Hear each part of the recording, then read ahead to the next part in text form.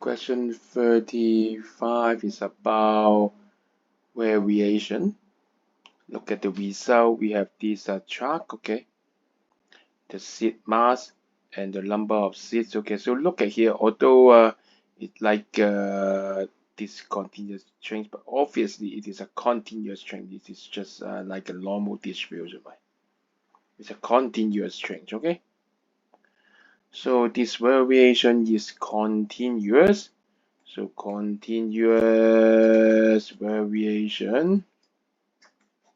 So you remember continuous variation is explained by a lot of genes, right? Not just one or not just two. It means many genes correspond to this characteristics. So many genes work together, so they interact. So we have a continuous variation. You remember just one gene or two genes is always a discontinuous or discrete phenomenon, right? Just a few things. It is continuous from 0.0 to 8. Any numbers is possible about the seed mass. Okay. So what is the answer?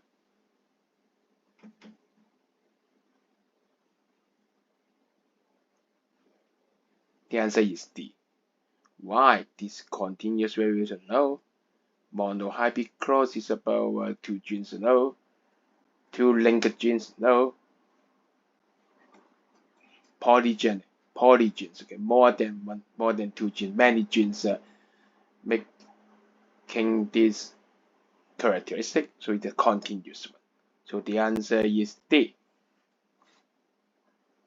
You got it? Yeah, I know it. Because you're terrific.